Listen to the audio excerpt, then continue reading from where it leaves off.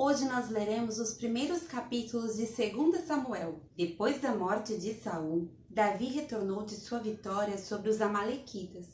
Fazia 2 dias que ele estava em Ziclag, quando no 3º dia chegou um homem que vinha do acampamento de Saul, com as roupas rasgadas e terra na cabeça.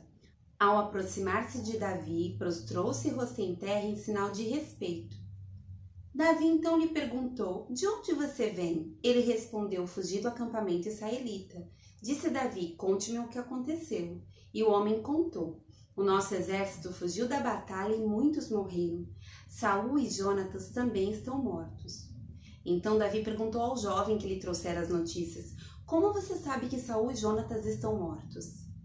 O jovem respondeu: "Cheguei por acaso ao monte Gilboa e lá estava Saul, apoiado em sua lança. Os carros de guerra e os oficiais da cavalaria estavam a ponto de alcançá-lo. Quando ele se virou e me viu, chamou-me gritando e eu disse: 'Aqui estou.' Ele me perguntou: 'Quem é você?' 'Sou Amalequita,' respondi. Então ele me ordenou: 'Vem aqui e mate-me, estou na angústia da morte.' Por isso aproximei-me dele e o matei, pois sabia que ele não sobreviveria ao ferimento. Peguei a coroa e o bracelete dele e trouxe-os a ti, meu senhor." Então Davi rasgou suas vestes, e os homens que estavam com ele fizeram o mesmo, e se lamentaram, chorando e jejuando até o fim da tarde por Saul e por seu filho Jonatas, pelo exército do Senhor e pelo povo de Israel, porque muitos haviam sido mortos à espada. E Davi perguntou ao jovem que lhe trouxera as notícias: "De onde você é?" E ele respondeu: "Sou filho de um estrangeiro, sou amalequita." Davi lhe perguntou: "Como você não temeu levantar a mão para matar o ungido do Senhor?" Então Davi chamou um dos seus soldados e lhe disse: "Vem aqui e mate-o." O servo feriu e o homem morreu. Davi havia dito ao jovem: "Você é responsável por sua própria morte. Sua boca testemunhou contra você quando disse: 'Matei o ungido do Senhor.'" Davi cantou esse lamento sobre Saul e seu filho Jonatas e ordenou que se ensinasse aos homens de Judá. É o lamento do arco que foi registrado no livro de Jazar. O seu esplendor, ó Israel, está morto sobre os seus montes. Como caíram os guerreiros! Não conte isso em Gate, não o proclame nas ruas de Ascalon, para que não se alegrem as filhas dos filisteus, nem exultem as filhas dos incircuncisos. Ó colinas de Gilboa, nunca mais haja orvalho nem chuva sobre vocês, nem campos que produzam trigo para as ofertas, porque ali foi profanado o escudo dos guerreiros, o escudo de Saul, que nunca mais será polido com óleo. Do sangue dos mortos, da carne dos guerreiros, o arco de Jonatas nunca recuou. A espada de Saul sempre cumpriu a sua tarefa. Saul e Jonatas, muito amados, nem na vida nem na morte foram separados. Eram mais ágeis que as águias, mais fortes que os leões. Chorem por Saul, ó filhas de Israel, chorem aquele que as vestia de rubros ornamentos e as suas roupas enfeitadas com adornos de ouro. Como caíram os guerreiros no meio da batalha, Jonatas está morto sobre os montes de Israel. Como estou triste por você, Jonatas, meu irmão. Como eu lhe queria bem, sua amizade era para mim mais preciosa que o amor das mulheres. Caíram os guerreiros, as armas de guerra foram destruídas. Passado algum tempo, Davi perguntou ao Senhor: "Devo ir para uma das cidades de Judá?" O Senhor respondeu que sim. E Davi perguntou: "Para qual delas?" "Para Hebrom", respondeu o Senhor. Então Davi foi para Hebrom com suas 2 mulheres, Aionã de Jezreel e Abigail, viúva de Nabal Carmelita. Davi também levou os homens que o acompanhavam, cada um com sua família, e estabeleceram-se em Hebrom e nos povoados vizinhos. Então os homens de Judá foram a Hebrom e ali ungiram Davi, rei da tribo de Judá. Informado de que os habitantes de Jabes de Gileade tinham sepultado Saul, Davi enviou-lhes mensageiros que lhes disseram: "O Senhor os abençoe pelo seu ato de lealdade, dando sepultura a Saul, seu rei. Seja o Senhor leal e fiel para com vocês. Também eu firmarei minha amizade com vocês por terem feito essa boa ação. Mas agora sejam fortes e corajosos, pois Saul, seu senhor, está morto e já fui ungido rei pela tribo de Judá." Enquanto isso, Abner, filho de Ner, comandante do exército de Saul, levou Isbosete, filho de Saul, a Maanaim, onde proclamou rei sobre Gileade, Assur e Jezreel, Efraim, Benjamim e sobre todo Israel. Isbosete, filho de Saul, tinha 40 anos de idade quando começou a reinar em Israel e reinou 2 anos. Entretanto, a tribo de Judá seguia Davi, que a governou em Hebrom por 7 anos e 6 meses. Abner, filho de Ner, e os soldados de Esbozete, filho de Saul, partiram de Maanaim e marcharam para Gibeon. Joabe, filho de Zeruia, e os soldados de Davi foram ao encontro deles no açude de Gibeon. Um grupo posicionou-se de um lado do açude e o outro grupo no lado oposto. Então Abner disse a Joabe: vamos fazer alguns soldados lutarem diante de nós. Joabe respondeu: de acordo. Então 12 soldados aliados de Benjamim e Esbozete, filho de Saul, atravessaram o açude para enfrentar 12 soldados aliados de Davi. Cada soldado pegou o adversário pela cabeça e fincou-lhe o punhal no lado e juntos caíram mortos. Por isso aquele lugar situado em Gibeon foi chamado Eucate Azurim. Houve uma violenta batalha naquele dia e Abner e os soldados de Israel foram derrotados pelos soldados de Davi. Estavam lá Joabe, Abissai e Azael, os 3 filhos de Zeruia.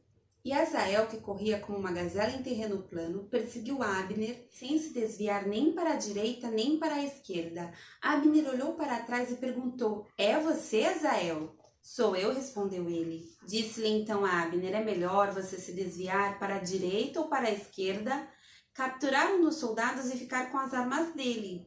Mas Azael não quis parar de persegui-lo. Então Abner advertiu Azael mais uma vez: pare de me perseguir, não quero matá-lo. Como eu poderia olhar seu irmão Joabe nos olhos de novo? Como, porém, Azael não desistiu de persegui-lo, Abner cravou no estômago dele a ponta da lança que saiu pelas costas. E ele caiu morrendo ali mesmo. Paravam todos os que chegavam ao lugar onde Azael estava caído. Então Joabe e Abissai perseguiram Abner. Ao pôr do sol, chegaram à colina de Amá, defronte de Gia, no caminho para o deserto de Gibeon. Os soldados de Benjamim, seguindo Abner, reuniram-se, formando um só grupo e ocuparam o alto de uma colina. Então Abner gritou para Joabe: o derramamento de sangue vai continuar? Não vê que isso vai trazer amargura?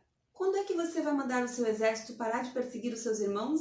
Respondeu Joabe: juro pelo nome de Deus que se você não tivesse falado, o meu exército perseguiria os seus irmãos até de manhã. Então Joabe tocou a trombeta e o exército parou de perseguir Israel e de lutar. Abner e seus soldados marcharam pela Arabá durante toda a noite. Atravessaram o Jordão, marcharam durante a manhã inteira e chegaram a Maaraim. Quando Joabe voltou da perseguição a Abner, reuniu todo o exército e viram que faltavam 19 soldados além de Azael. Mas os soldados de Davi tinham matado 360 benjamitas que estavam com Abner. Levaram Azael e o sepultaram no túmulo de seu pai em Belém. Depois disso, Joabe e seus soldados marcharam durante toda a noite e chegaram a Hebrom ao amanhecer.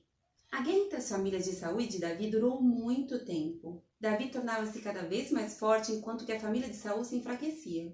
Estes foram os filhos de Davi, nascidos em Hebrom. O seu filho mais velho era Amnon, filho de Ainoã de Jezreel. O segundo, Quileabe, de Abigail, viúva de Nabal de Carmelo. O terceiro, Absalão, de Maaca, filha de Talmai, rei de Gersur. O quarto, Adonias, de Agite. O quinto, Zefatias, de Abital. E o sexto, Itreão, de sua mulher Eglá. Esses foram os filhos de Davi que lhe nasceram em Hebrom. Enquanto transcorria a guerra entre as famílias de Saul e de Davi, Abner foi se tornando poderoso na família de Saul. Saul tivera uma concubina chamada Rispa, filha de Aiá. Certa vez, Esbozete perguntou a Abner: por que você se deitou com a concubina de meu pai? Abner ficou furioso com a pergunta de Esbozete e exclamou: caso eu sou um cão a serviço de Judá? Até agora tenho sido leal à família de Saul, seu pai, e aos parentes e amigos dele, e não deixei que você caísse nas mãos de Davi. Agora você me acusa de um delito envolvendo essa mulher? Que Deus me castigue com todo rigor se eu não fizer por Davi o que o Senhor lhe prometeu sob juramento: tirar o reino da família de Saul e estabelecer o trono de Davi sobre Israel e Judá, de Dan a Berseba. Esbozete não respondeu nada a Abner, pois tinha medo dele. Então Abner enviou mensageiros a Davi com esta proposta: a quem pertence esta terra? Faze um acordo comigo e eu te ajudarei a conseguir o apoio de todo Israel. Está bem, disse Davi, farei um acordo com você, mas com uma condição. Não compareça à minha presença quando vier me ver sem trazer-me Mical, filha de Saul. Davi enviou mensageiros a Isbosete, filho de Saul, exigindo: entregue-me minha mulher, Milcal, com que me casei pelo preço de 100 prepúcios de filisteus. Diante disso, Isbosete mandou que atirassem de seu marido Paltiel, filho de Laís. Mas Paltiel foi atrás dela e a seguiu chorando até Baurim. Então Abner ordenou-lhe que voltasse para casa e ele voltou. Nesse meio tempo, Abner enviou essa mensagem às autoridades de Israel: já faz algum tempo que vocês querem Davi como rei. Agora é o momento de agir, porque o Senhor prometeu a Davi: por meio de Davi, meu servo, livrarei Israel do poder dos filisteus e de todos os povos inimigos. Abner também falou pessoalmente com os benjamitas. Depois foi a Hebrom dizer a Davi tudo o que Israel e a tribo de Benjamim haviam aprovado.